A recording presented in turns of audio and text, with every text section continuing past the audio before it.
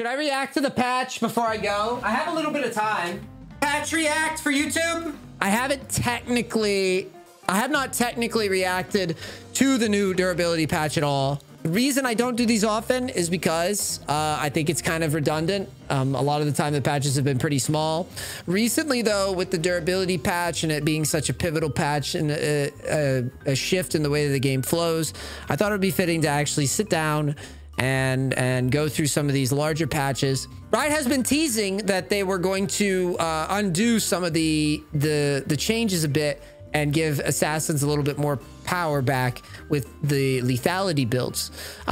Recently on Twitter, Riot Flox, he posted something talking about how the team is actually going to pull back on some of the assassin changes. They were going to basically make assassins strong again.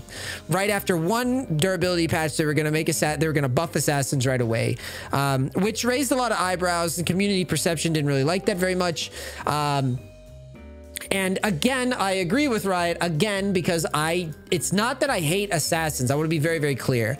I personally feel that assassins do take a large amount of skill. However, I think that there's more to the game than being good at one play style, which ignores the rest of the game. So what I'm trying to say is that, like, assassins are good, but they were too good for the lack of total knowledge that an average assassin player would have in the game. Because an assassin player would basically just be specializing in killing champions and not much else. No healing, no pushing, bad wave management, just overall like bad team fighting, just snowballing through like a lucky kill on a noob in lane and then running the game over by 100 annoying people. The reason why I say it and frame it this way is because I feel, in my experience, that playing against a lot of high elo assassin players, assassins are fucking nightmares to play against if they are good. You never actually get to fight them. And that's how I've always felt with assassins, is that you don't get to... They outplay you at every street.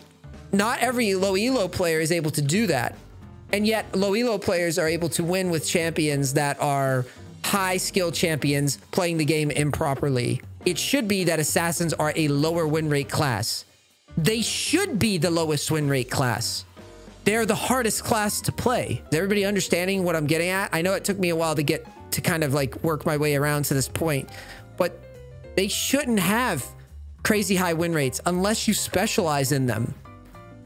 You shouldn't be able to first time a Talon, shove a lane and run around and kill a bunch of people and get rewarded for that. It's just not good game design unless the player has absolutely mastered that champion, the combos, the full rotations to a T, the laning to a T. Now, Riot said they were pulling back the damage changes that they were going to add because community perception and blah, blah, blah. You know the drill. And with that, with that out of the way, we have Bel'Veth is going to be released. I have not even tried this champion, so don't even ask me. I will wait until it's out and I will give it an honest effort. Probably in a chill NEACE video or something. I'll probably give it a try if I can get it. Every single one of these nerfs I agree with. There's not a single nerf in here that I am shaking my head and being confused. Literally, Riot is on the ball with nerfs on this patch. This is an on the ball patch. This is an on the ball nerf list right here. Buffs, with the exception of Tahm Kench, every single buff here makes sense to me. Tahm Kench should not be playable top. It's a travesty. His champion should not be playable top. He should be a champion that you're allowed to play top. There's like no, you can't interact with this fucking guy. But other than that, everything else here I agree with. So I think that Riot's overall like framework, just looking into the champions right now, just on the outset, I think all of this makes sense to me. These sustained damage dealers, the Gwen, the Bran, the Kog'Maw, the Lilia, the Senna, the Swain, the Yi, these champions here have all been nightmares to play against after this patch got released. Kog'Maw is the winner as far as I'm concerned, and Gwen, the winner of just the absolute most annoying champions in the video game. Wukong is obviously broken in jungle right now. You can see that from various Korea climbs on streams. Swain, broken as hell when he gets a lead. Like, overall, these all make sense. And as for the buffs, I mean, I've never seen Tryndamere be so bad in my life, for example. All these other champions, Aphelios surprised me with how bad he did as a scaler. But other than that, everything here makes sense. A lot of these champions don't have like sustained damage out the ass. The one champion that's a little strange is Silas. Silas, I would think, would have done better on this durability patch, but he actually did terrible. This buff is something to keep an eye on in terms of like power. When a champion like Silas gets a buff like this, or any buff, if he gets a buff in a meta like this, he can just go crazy really fast. But everybody else, I don't expect a huge change. And I already bitched about Tom. Aphelios, what do we got here? Bonus attack speed, bonus lethality. It's a standard buff. It's a small percentage buff. Nothing changes massively here. He's gonna have a little bit more damage as he scales up, but nothing crazy. Bran, this is a pretty big nerf. Passive burn damage is down to 2.5, and the detonate burn damage is down a percent point as well. That's a pretty substantial nerf. Bran is still going to be functional in this meta for sure, but he is going to feel that there's going to be a lot of moments where Bran would have gotten kills that he's not going to get them anymore. Obviously that's significant.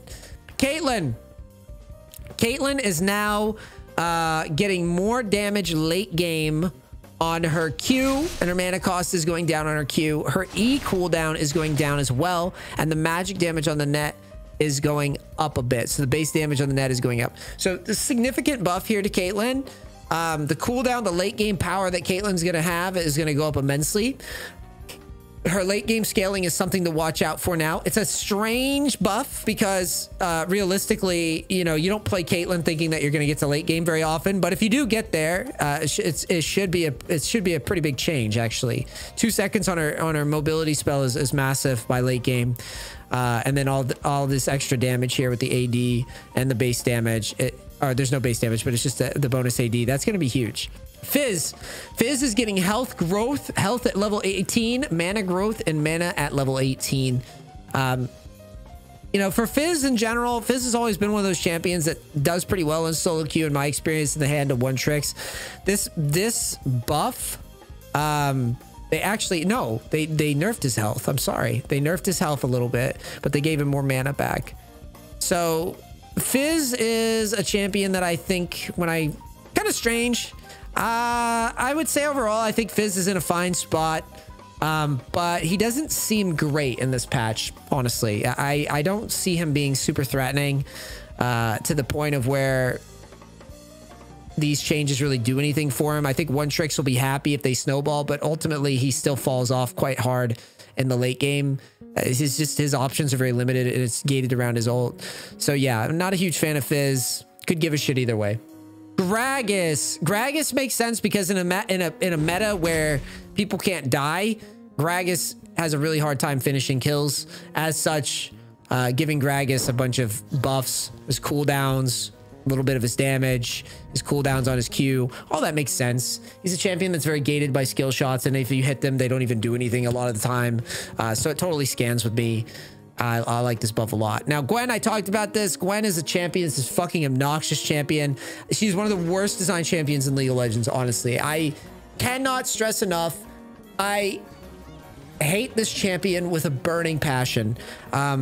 You know, I'm not the only coach that has bitched about Gwen before. I know Veigar V2 has bitched about Gwen before. There's a reason that we bitch about it, is because there's this feeling of that she just gets to walk at things and there's nothing you can do. I would really, she's becoming a new Akali to me, where I really just wish she would go away. I wish she didn't exist. I hate this design so much. Whenever a champion, like I'm all about turning champions into big ooga booga bruisers or whatever, and running them into people. But what I feel like with Gwen is there's just no way to fight back.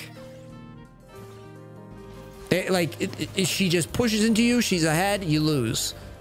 When do you get to win? That's kind of how I've been feeling about her for a while. And so I'm very, very happy to see her nerfed. I think she should be nerfed into the ground. I think the fact that she's even viable in pro play is a hideous, absolutely hideous failure on Riot's part, because the champion is so binary and so stupid, right? Like, she has no mobility right? Any champion with no mobility should never really be that viable. There's a reason that I'm not over here campaigning for Garen to be pro viable. There's a reason that I'm not campaigning over here for Cho'Gath to be pro viable, because it makes no sense. When champions can just walk it, same with Mordekaiser. When champions just walk at you and win at the highest levels of play, there's something wrong. And Gwen is basically the queen of doing that. And I don't want her in the game. And I think they should just keep nerfing her. So totally deserved. Aurelia, they can never let this champion be weak. I think the players make her weak. And so a buff doesn't really change much. She's just going to get fed and drop kills, drop bounties anyways. It doesn't really matter. Kayn. Red Kayn is broken on this patch. I basically had a coaching recently where I told the client, just go Red Kayn every time. It's funny now to see that they went ahead and I was kind of in tune with what Riot was thinking, and they nerfed Red Kayn. I was pretty much telling clients to just go Red Kayn no matter what happened. And it's because of the durability patch, the scaling from Red Kayn, the knockups, the versatility of the champion. There was really no argument to go Blue Kayn, especially when you obviously were doing less damage with Blue Kayn anyways. So nerf makes sense. It's not a huge nerf. The nerf is 0.5 per 100 bonus AD. So it's actually not even a... Oh, wait. I'm sorry. Plus 5% per 100% bonus AP target maximum health. No, it's fine. It's literally a 0.5. nerf. So it's not that big a deal. This isn't a Bran scenario where nerfing Kayn's damage, I thought it was more substantial, but it's not. This isn't a Bran scenario where nerfing Kayn's damage kills him or anything like that. Kayn will still be able to take up a ton of space in fights. Kayn will still be able to carry late game. Kayn will be fine. This nerf is deserved, but I still think he's fine based on what I'm reading there. It's not so substantial that he's going to lose too much. Q, armor, and MR shred decrease, passive attack decrease. So Kog'Maw was one that I was banning mainly because of the synergy with duo bot lanes, Lulu, Yuumi, all that shit. Kog'Maw ban just made sense. I think, you know, they're not even really giving him any compensation buffs. This is a flat out nerf. So Riot even thinks this is way too strong. So yeah, I think it's a substantial nerf. Lots of damage numbers coming down here. The on-hit percent damage is going down on the max health damage with the W. Passive bonus attack speed and MR and armor shred is going down. This is just raw numbers nerf. That's significant. That's a big deal. And I think it's deserved. Do I think it makes Kog'Maw unplayable? Of course not. You could still run the duo bot stuff, but at least now I don't feel like I have to just ban it yet. We'll see how it plays after it's still being picked. Lee Sin, base AD goes up. The Q damage is up. The minimum damage and the maximum damage is up. And yeah, across the board, Lee Sin's damage goes up. This is because Lee Sin's just struggling to fight anybody. It's hard to continue through early to late game with Lee Sin already, and the durability patch is going to directly nullify that scaling. So, I mean, Lee Sin doesn't have scaling at all, so it makes sense that Riot's trying to make him snowball a little bit harder in the early mid game. Lilia is a champion that has been doing pretty well on this patch, better than usual. Still think she's garbage. Do I think she deserves a nerf? Not really, but then again, a lot of people seem to think so. I think in general that Lilia is so easy to make a mistake with in solo queue that I don't really see a point in nerfing her quite yet. But, you know, if Riot's seeing something in higher level play that I'm not seeing on, you know, Korea, China, or like some big numbers, or maybe lower elo numbers even, maybe that justifies it. I don't think it was necessary, but it is what it is. I don't hate it because she's kind of an annoying champion to face. Master Yi is broken on this patch. He always is going to be broken. Anytime the champion like Master Yi is always on the teetering line of just being so broken that you could almost play him in high elo and just dominant in low elo at all times. So nerf is completely standard. Nunu, let's see here. Nunu buffs. It looks like we're making Nunu even have more objective control. Yeah, he's going to be tankier, dealing and counter jungling. So they're just doubling down on the fact that he's a good counter jungle and leaving him at that for now. I think it's fair. Nunu's pretty impossible to beat in jungle warfare. And this change kind of amps that up a bit while not really giving him much back. Healing against champions goes up a little bit. Yeah, he's just going to tank and steal camps more. That's basically what this change does here. Olaf. Olaf, I played him in top recently in a duo for a day. He's pretty busted there. They say it's an adjustment, but it's a pure nerf. I'm gonna be honest. I don't know why they didn't put it in a nerf. They're changing his lifesteal. The maximum threshold for lifesteal. The Q damage is going up. Minimum time between casts is going down. Yeah, overall, this doesn't really do anything. This Olaf change is not, like, when I look through this passive, like the 10 to 8%, that's not that big a deal. The maximum health, I just don't believe, like, they even gave him some compensation damage on Q and some compensation cooldown on Q. I still think he snowballs top hard often enough that it's quite scary. Yeah, this champion's still pretty scary with leads, so I don't think Olaf's out of top lane yet. I think he's actually still going to be tearing up top lane. But he's very one-dimensional too, so once the critical mass of nerfs hits, he's just going to plummet. Because he doesn't really... He basically just goes in and ends, or goes in and kills your whole team. So there's no middle ground here, but I don't think he's quite removed from being strong yet with these nerfs. None of these are that... I mean, there's a lot of nerfs, but they're not substantial enough to where they fuck over his early game, which is monstrous, right? Recon! Recon's hit pretty hard with durability update. Yeah, makes sense. So what we're doing with Recon here is we're giving him more shields, lower mana costs, lower cooldowns, and more healing. So big buffs across the board, percentage buffs, meaning that he is going to see a win rate increase. Is he going to be super strong though after this? Nope. I don't see a big change there. Rengar is getting nerfed. Base health goes down. His cooldown also is a little higher now. Rengar nerfs are deserved. Does this kick Rengar out? Does this make him, you know, less of a 1v9? Not something like, say, for example, a Tryndamere, who got, like, just gutted after changes, the durability patch. This champion is still going to be super viable, super strong, carry pretty hard, especially those bruiser builds. Riot has no idea what to do with Ryze. Ryze is one of the hardest champions in the game for Riot to balance. They don't know what to do with him because of pro play. They don't want to fuck with him because of pro play. They know that he just carries pro play whenever he's touched. So they don't want him to do anything in solo queue. They're giving him a little bit of a change on his damage, on his E, but that doesn't fix shit. He's still useless. Don't pick Ryze. Samira, don't pick Samira either. Even though she's getting buffed, she's a champion that's totally team reliant. I don't know how many times I have to tell Samira players, do not play this champion unless you have a duo partner who's going to go some Nautilus shit. Does this make her broken or anything? No, she's garbage. Don't play Samira. It's a bad idea unless you're doing. Senna is one of the strongest ADC / support picks in the game. She's always had like a monstrous win rate before the durability patch. She has a monstrous win rate now. Crazy synergy with Tahm Kench, which is why I didn't really understand why they changed Tahm Kench or buffed him at all, because he's still really strong in certain situations if you do duo strats with him. I'm gonna tell you right now, Senna's a monster. Nerf is totally fucking deserved. Totally fucking deserved. Needed to happen. Is it a big enough nerf to where she's useless? Hell no, because she's an off carry, and off carries are awesome, especially when they're so gold efficient like Senna is. The one thing that I'm not sure enough, and I would need somebody who watches my content that plays a lot of Senna to chime in on, is whether or not this passive, the way that they're framing this, I have no fucking idea what this means.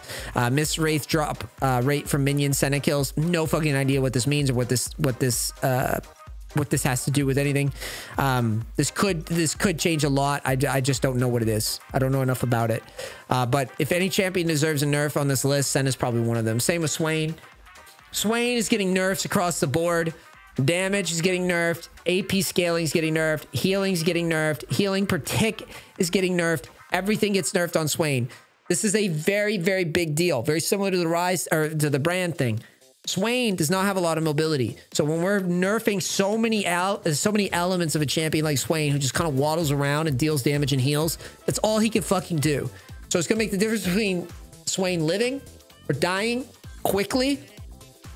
It's a wrap, right? This isn't like a Nidalee change to damage where Nidalee Smurfs will still smurf, right? This isn't a Tryndamere change where Tryndameres who know how to play the champion will still dominate, right? This is a champion where when you nerf something, you could potentially be killing this champion. So I expect a huge nosedive on Swain's win rate.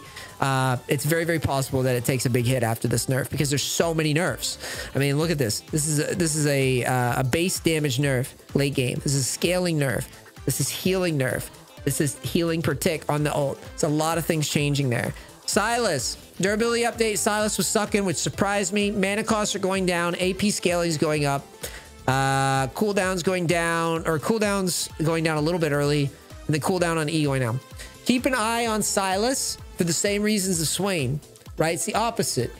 Silas is a champion that is very functional outside of what he does with just the healing, right? With his W. He can steal ults. He's got the mobility. Silas is a very scary champion to get buffs, right? Because Silas can really ramp up quickly in a solo queue environment. If he's allowed to get it just like one more rotation, one more ultimate off, he's very, very strong. So expect Silas win rate to go up quite a bit. Now this Tahm Kench buff, you know, I mentioned that Tahm Kench is going to be one of those champions where I don't know why he was buffed. And holy crap, we're going to be spending a while in this patch going through items. I'm gonna probably skim the items a little bit. Putting Tahm in the top lane, not a huge fan. Seems like Riot likes to bring him out sometimes into the lanes. And it looks like here Tahm will be back. He's got some bonus magic damage and some bonus health damage. His tongue lash.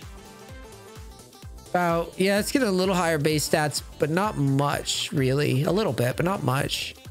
And then the shield goes up. Tahm, he's pretty strong. I don't think this buff is necessary. Expect to see more of him because of that. Talia has been terrorizing solo queue pretty much non-stop before the durability patch. So massive nerfs. What do we got here? So we're making her more jungle focused, making her less mid focused. Kind of what was already happening. Base damage down on Boulder. Base damage down on the 5 rock damage.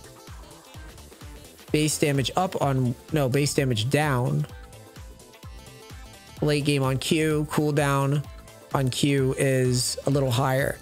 So yeah, it's substantial. Small, minor adjustments to make Talia a little less damaging in high elo mainly. She's been dominating there. Making her better at jungling. I don't know if that's needed or necessary. I don't know why Talia needs to be jungling. I think it's stupid as hell, but whatever. Talia can no longer cast R within 3 seconds of dealing non-proc damage. Yeah, it's deserved. She's just been pretty dominant in solo queue. Tarik. Yeah, this guy needs a buff. This guy, I haven't seen this guy in ages. He's pretty useless. Large buffs. Totally makes sense. He's getting 0.1% of Tarik's maximum health. Mana cost is down. Cooldowns are down. Stun duration is up. Tarik needs these. He's been absolutely useless in ranked. Tryndamere. I mean, I'm obviously a Tryndamere fan. What can I say? The guy sucks right now. The biggest reason he sucks, you can't dive people as often. Everybody's tankier. Towers are dealing more damage. It makes Tryndamere suck. It is what it is. He deserves these buffs, even if you hate him.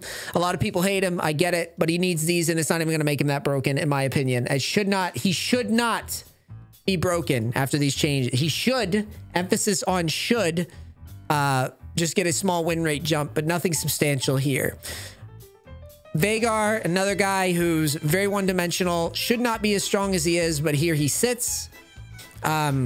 He has been very, very powerful, even in elite play. And yeah, I think that he probably should be more punished, be able to be more punished early. The timing of his E going up in the early game is substantial. It makes you more likely to kill Veigar. That last frame before he's going to get his E up, that's going to be the reason that he dies. Because you're going to be able to close the gap and actually finish that kill. Wukong has been the #1 jungle now for a little bit. So W nerf is all standard, and his clear is getting nerfed, which is a big hit to jungle Wukong. If anybody knows anything about jungling, you know that when junglers take hits to their clear, it stings quite a bit. So Wukong jungle is going to take a percentage nerf on that. Xin Zhao, pretty useless. This is another one I haven't seen in a while. Totally deserved buff, in my opinion. Hard champion to play through early to late. Kind of like a Lee Sin. Don't expect to see much of him even after these changes. Let me see. Mana cost down. Thrust damage. Not a huge change. They are giving us some AD. They are giving us some AP scaling. They are giving him quite a bit of some damage. Some base damage. Some scaling damage. Mana costs. Maybe see some Xin Zhao creeping up shortly. But I don't think it's going to be a huge deal. he's still got to dive in, and I don't know, maybe he is going to be a little bit better with Gore Drinker getting a buff too. We'll see. We'll see. Zeri is a champion that cannot be balanced. Another bad design by Riot. Recent champs have been pretty bad designs. If I seem salty and mad, I'm not. It's just what it is. Been playing games for a long time. A champion that can outmaneuver every other single champion in the game and shoot BBs at them, if played to perfection, is painfully obviously broken at the highest levels of play. It's just how it's got to be. Whether or not these changes that are going to give her Q a little bit more damage, give her a little less mobility, is that the right direction? Time will tell. Sounds good on paper. Now, I said I would skim items. I'm going to let Riot sum this up, okay? Grievous Wounds is getting toned down across the board. The reason why is because Riot doesn't want to make healing Grievous Wounds a thing that you have to buy in the game. It's a boring item, and I agree with that. Unfortunately, there's going to be cases where champions healing is going to be problematic again, I think, soon enough. But we will see. We will see. Bramble, Mortal Reminder, Chainsword, Oblivion Orb, all these are all going down. Mage items. I said that mages were likely going to suck on this patch, and I stand by that. Mages are taking a hit. Mages are taking a hit. Everfrost duration is lower. The damage on Leandries is a little bit lower. You know, Riftmaker damage is a little bit lower. This is substantial. The reason why is because tanks are being buffed. Tank items are being buffed at the same time. All these tank items are going to be going up in power, right? They're going to be a little stronger. The items are also, right now, a lot of these items are getting changed, like bombies. You're going to be able to get a bombies out sooner, right?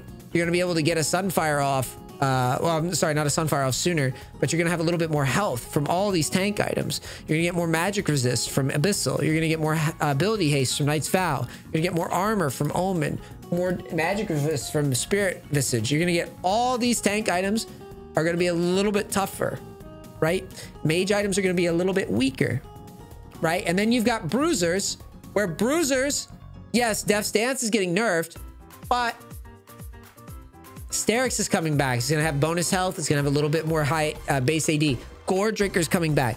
So guess what that means? You're going to be seeing a little bit more Bruisers showing up. So you're going to be seeing more tanks. You're going to be seeing more Bruisers. And you're going to be seeing weaker mages, right? And you're going to be seeing some of the top tier mages getting nerfed, right? You're going to be seeing more of the things that mages hate. So I think mages are not going to like this patch a lot. It's going to feel a little bit, it's going to feel pretty whack. The only way that this could have been worse for mages is if the assassin change went through at the same time, which Riot pulled back. So I'm going to be honest. It's not going to be a fun time to be a mage. You're going to feel the heat of this change a lot, especially the Leandries users. You're going to see Gore Drinker showing up more. You're going to see more Sterix again. So yeah, it's coming. Kraken Slayer. The damage is going down across the board on Kraken Slayer. I think it's deserved again. You know, Kog'Maw, Vayne, all those using Kraken Slayer from time to time. You know, it is what it is. Although to be fair, a lot of Vaynes have been just using Shield Bow. But my point is that even with stuff like this, like the Kraken Slayer, you know, Tryndamere is getting buffed, but Kraken Slayer is getting nerfed. So it's like, it's just another reason that tanks and bruisers are going to be a little bit happier and mages are going to be a little bit sadder, I think. I went through the patch notes. What are my thoughts? It all makes sense to me. You know, I don't want to be hyperbolic in my assessments. I don't want to say that I'm 100% right with these because, you know, I'm not a huge data-driven guy. I'm a feel player for sure. And how I feel right now in test is I feel like, you know, your Vaynes, your Kog'Maws, your Gwens, your Kales, you know, the sustained damage were in fact strong as fuck, which was to be expected, and Riot's nerfing a lot of them. So I expect bruisers to start taking up a lot more air in the room. I expect the tanks to start taking a lot more air in the room again, which is probably welcomed. I think right now those are both pretty weak right now, and especially the higher tiers. So we're going to see which champions emerge on top. But for many of the bruisers, they already have new options now with Sterix, for example, and Gore Drinker. So let's wait and see. Let me know what you guys think. Like and share and comment. Let me know if you want to do more of these. I'll put this on YouTube first thing so you guys can get kind of a quick rundown before you get into ranked. So yeah, that's all I got to say. You know, like, share, and subscribe. Buy my merch. Buy the NEACE hoodie. Where's the NEACE hoodie? You gotta put it on. Buy the NEACE hoodie. You can be cool. And also, you know what? Screw it. You can go to NEACE.gg and book a coaching. Although I'm pretty booked up right now, to be completely honest with you. Buy the merch. Buy the merch. Gotta feed baby kiddos. But yeah, good luck in your games. Stream, thanks for being here. Thanks for being awesome. And I will see you guys on the next one tomorrow at 9 a.m. Wait. Yeah. Tomorrow at 9 a.m. Eastern, we'll have a stream. All right, I gotta go. Peace.